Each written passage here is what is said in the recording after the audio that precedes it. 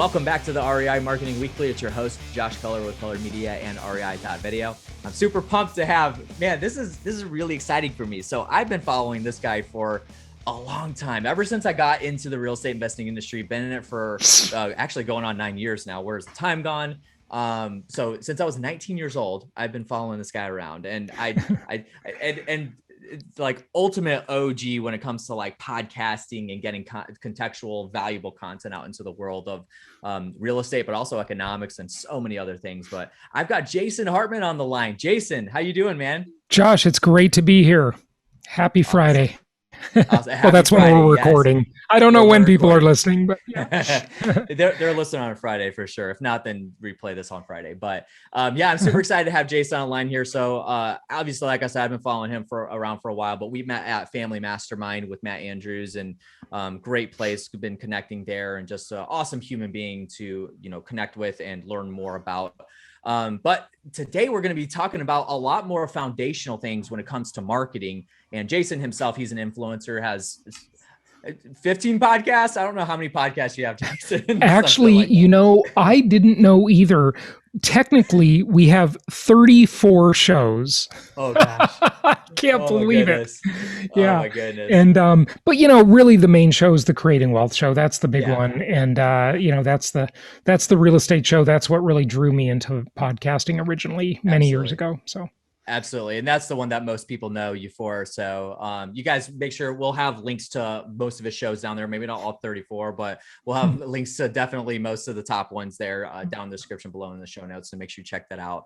But I'm excited to have him on here. So we're going to be talking a lot more about foundational type stuff when it comes to marketing, and maybe some of the trends that he's seeing and importance of consistency. And then he's also been really big with direct mail. So I'm interested to hear your opinions and kind of strategies that you take on that as well. But before we get into it, guys, if you haven't already, make sure you have subscribed to the show, no matter what platform you're on. If you are on Apple Podcasts, not right now, but after this episode, head over to the homepage of this show, leave a 5-star review with your feedback. I would much appreciate that. And then also make sure you have ordered the REI marketing book. I need to get it on my desk and just leave it here so I could show you if you're on video. But the REI marketing book, 37 of the top real estate investors in the world talk about the strategies, techniques, and all of the things that they do in their marketing for the real estate investing business. So you can go pick that up for $4.97 free plus shipping offer. Yes, this is a marketing show, so you're dropping into my marketing funnel so I can remarket to you later on down the road. But you can go get that $4.97 at reimarketingbook.com. So make sure you go pick that up after this show. All right, Jason, do me a favor. I know that you probably don't have to do a whole lot of introduction because most people know who you are. But for the people that don't know who you are, do me a favor and just briefly introduce yourself, who you are, what you do, a little bit of your background in real estate, and where you're at today. Yeah. So, I've been in real estate for a long, long time. I became interested in becoming a real estate investor at age 16. I got into the business getting my real estate license at age 19. First year of college, I started selling real estate. About 6 months later, I bought my first investment property. I really always was interested in the investment side. The business side was kind of an accident, I guess. When I say business, I mean the brokerage side.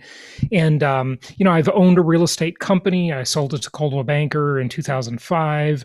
I've done a lot of stuff. I've owned, hundreds and hundreds of units.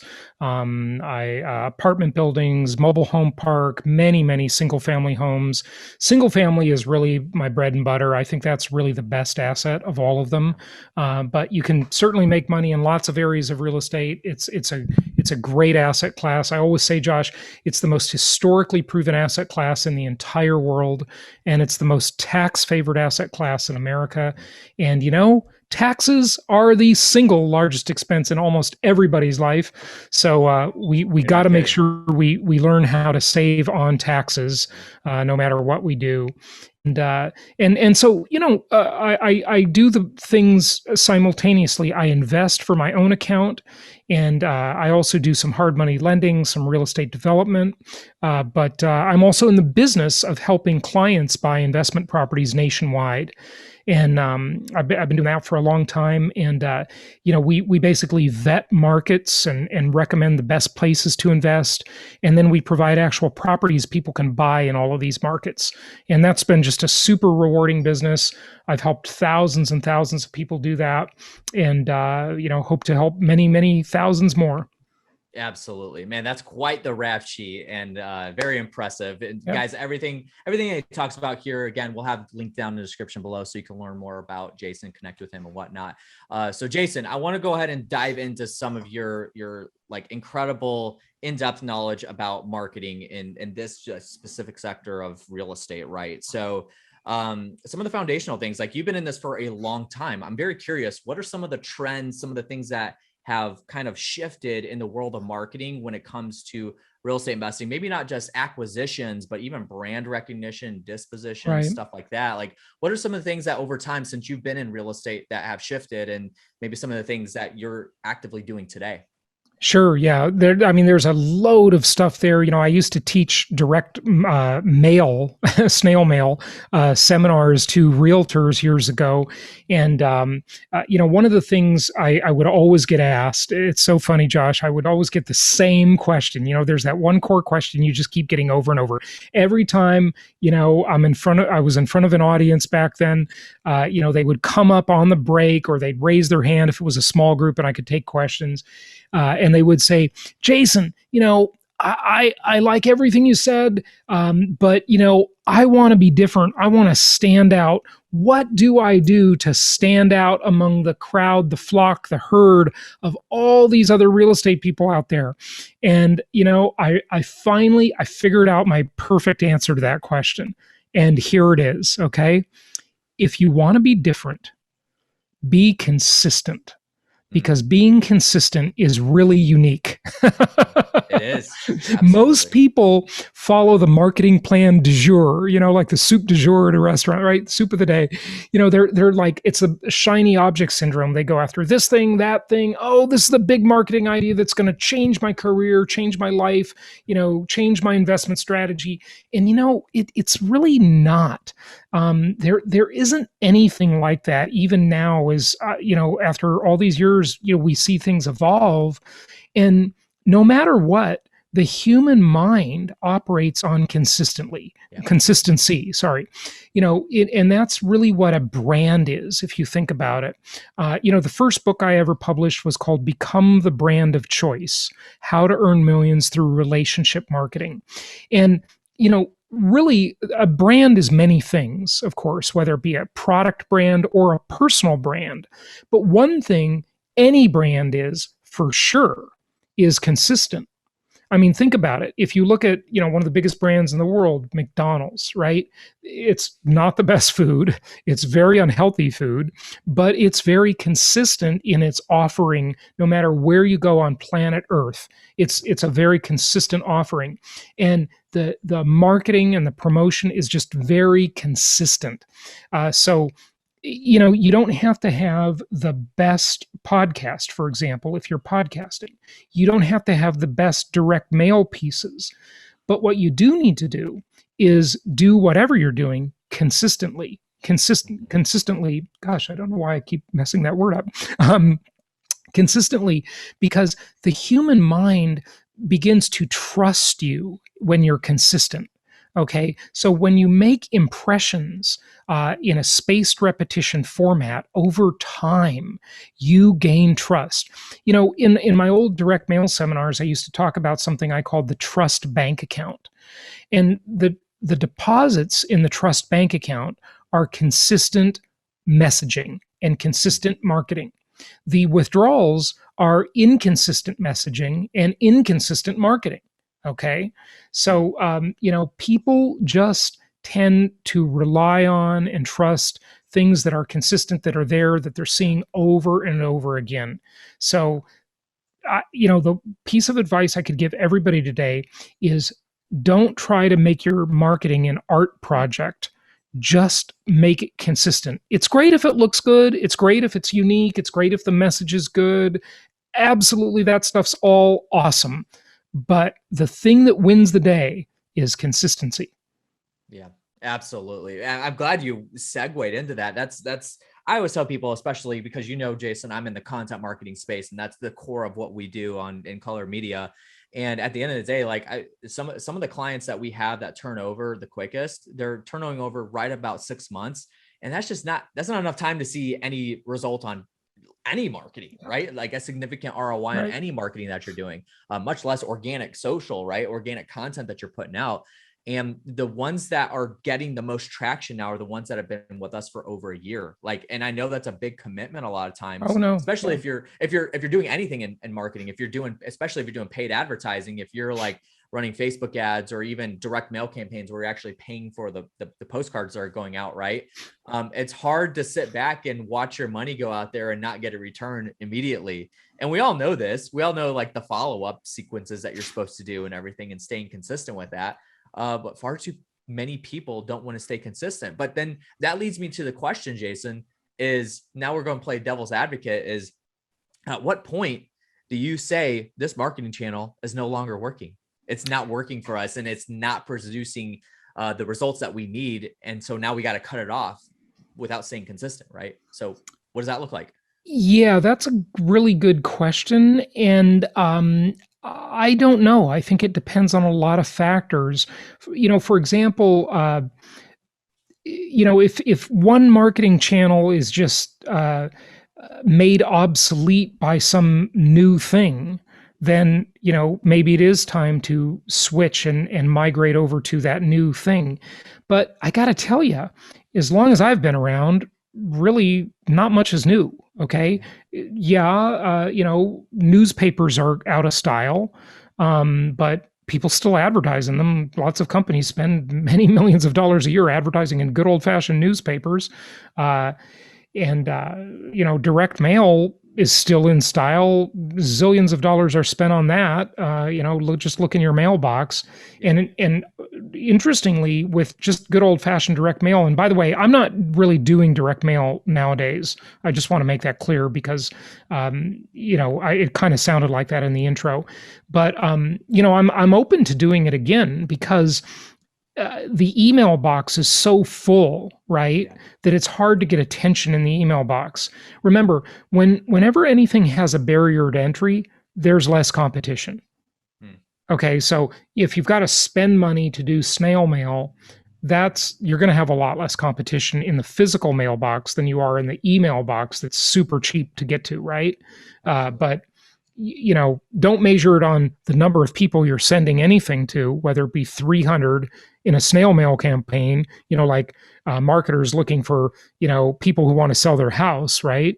Or 3 million in an email campaign, right? It's the number of people that actually receive and digest the message, right? Yeah, So, it's the quality more as opposed to the quantity of what you're right. going after. And I see this a lot with the trend right now is text blasting, cold calling, stuff like that. And those models are so focused on quantity, and very little on the quality of the person that you're reaching out with. And I just had this conversation with Jim Zaspel yesterday on a show that we recorded, and it's already gone out on why he doesn't like those kind of methods of marketing. But I think that you're absolutely right. Consistency is what wins the day at the end of the day. And I always say, like, almost anything you do in marketing is a marathon, and you have to commit to that marathon and always be running that, because that is, I completely agree. That is the number one way to stand out, because Yeah. there's so many people in our space now that are doing everything the same. So like, if you have a wholesaling, business in, say, Indianapolis, you're doing direct mail. Well, you could bet your butt that everybody else is doing direct mail. If you're doing text blasting, everybody else is doing text blasting. And at the end of the day, it's going to be like, who's staying consistent with the follow up, who's consistently keep pounding that list, and ultimately that will win out with the marketing strategies that you're doing. No question about it. So one other corollary to this maybe is this. Well, on the consistency thing, let's say that someone is listening to this and they're thinking, okay, well, I signed up for this direct mail program or this whatever program, and I signed up with a service or an agency, and the budget is $2,000 a month. I don't want you to think of that budget as $2,000 per month. I want you to think of that budget as $24,000 one-time fee. Okay. And I want you to earmark that money in your bank account. You don't necessarily have to give it to the provider because they might go out of business and you lose your money. Okay. But just put that $24,000 aside on the shelf and say, I'm going to let them drain $2,000 of it each month, and it's going to last me a year. The hard part is when we let our emotions get involved, and we're 4 months in, we're 6 months in, and we're thinking like, gosh, I'm spending all this money, I'm not getting anything back. But you just got to know that if you are consistent, and of course you're going to tweak your message and split test along the way. There are lots of hacks and shortcuts you can use, right? Of course, but consistency has got to be the biggest hack of all of them. Okay, so that's one thing. The other thing I'll just tell you is when I was in the business of selling real estate, traditional real estate. I mean, I was a rock star real estate agent. When I was 24 years old, I was making, adjusted for inflation, the equivalent of about $1 million a year today. Okay, so at 24. All right. And the way I did that is I was just spending a lot of money, investing it back into my business. I didn't start with any connections. I was in Orange County, California. When I started my real estate career, literally the only person I knew that could have afforded to buy real estate or sell it was my mother. And she was also in real estate, in a different type of real estate at another firm, across the county from me. And so I didn't know anybody. I didn't have any head start. I didn't have any connections. Okay. I just did really consistent, good marketing. And so here's the next big principle that will help you be more consistent. This is it. Okay. Now, before I tell you the answer, I'll just explain what I did as a real estate agent. I was really into the idea of what's called farming. I was a farmer. Mm-hmm. And the idea of farming is you pick a neighborhood of 300 to 500 homes, and you just make sure everybody in that neighborhood knows you. Okay. So that when they want to sell their house, you're the person they think of. All right. And think of it. I was this like 21-year-old kid at the time I started farming. Okay. And, I looked like a baby, and I didn't know anybody or have any connections. And I just started marketing like crazy. And I'd knock on doors. I'd do everything I could, massive action.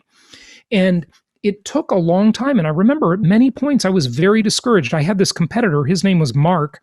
And I, one day on the pink sheet, 2 new listings came up in the farm area, and Mark got both of them. And, this was like some 40-year-old guy who looked authoritative, who had experience. I didn't have any of this.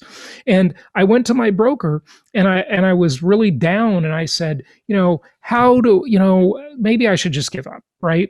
And he said something to me that was really smart. And he said, Jason, don't suffer day to day. Add it all up at the end of the year and decide if you're happy or not. And you know what? That kept me going, that statement, right? And so here's the key that'll help you be consistent. And this is my saying. I'd rather be number 1 with a small group than number 2 with a large group. Because there's no number 2. Number 2 doesn't get the business. The second choice doesn't get the business. The first choice gets it. So if you shrink the size of your market and shrink the size of your audience and really make a big impression on a smaller group that you can afford to be consistent with, you're going to get better results. Okay? Because there's no number 2. You got to be the number 1 choice. You got to be the person who gets the deal. Okay. And so that's what I'd say. You have to be able to afford to be consistent over time. And the way you afford to be consistent is by shrinking the size of the market. And I love it. Like in the podcast world, so many of these podcasters are bragging about their huge numbers. And, I look in these different podcast groups online, and I get kind of envious about this stuff. But the fact is, my podcast has made me, I don't know, somewhere in the neighborhood of $20 million.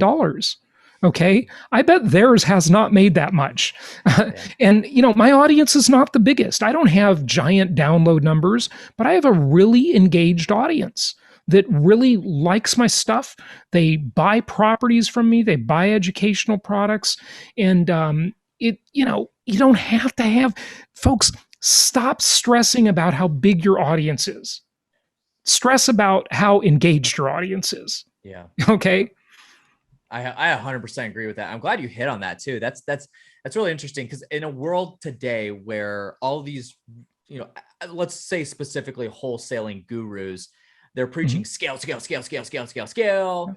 That means going into other markets, going into 50 states, and like you're Yeah. just scaling yourself out of business. Essentially, we see this a lot, right? And I Yeah. understand that there's a lot of markets that are saturated, right? But Sure. I think that the model that you're going after, it's a lot more again about the quality of the person you're going after in your marketing as opposed to the quantity. It's the difference between, again, like a lot of people use the analogy of shooting a shotgun versus a sniper rifle. And Right. that's the approach. And I completely agree with that. I take that approach in my marketing too. I'm not looking to build an audience of millions of people. I'm looking to build an audience of people that are going to feed into the core goals that I have for my business that I want to achieve, and have a lot less headache managing that. Right. So I think that's the key. But I appreciate everything you shared. We're going to have to let you go because I promised you to be short and sweet. But I definitely want to have you back again soon, Jason. I appreciate everything you share. Just like I have learned so much. I'm glad we're recording because I don't like taking notes on the show.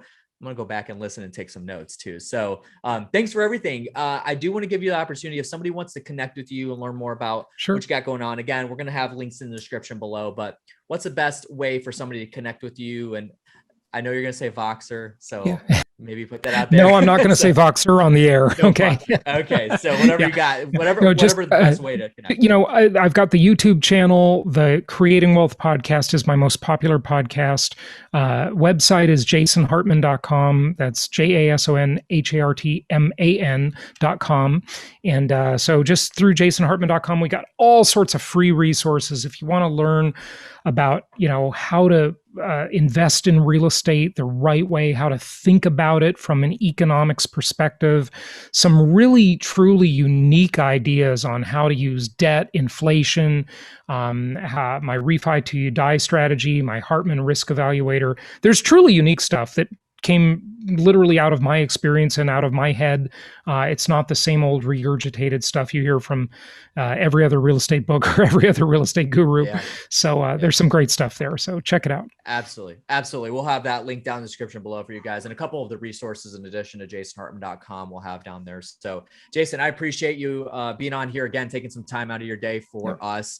Thank you so much for being on, and we look forward to having you back again soon. Hey, Josh, my pleasure. Happy marketing and happy investing to everybody. All right, guys, that's going to do it for today's episode. Thank you so much for joining in today. Again, if you haven't subscribed to the show, if you're on Apple Podcasts, now is the time to head over to the homepage, leave a 5-star review with your feedback. And then also you make sure you purchase the REI marketing book. reimarketingbook.com is where you can go get that. Thanks for joining, and we'll catch you on the next one. See you later.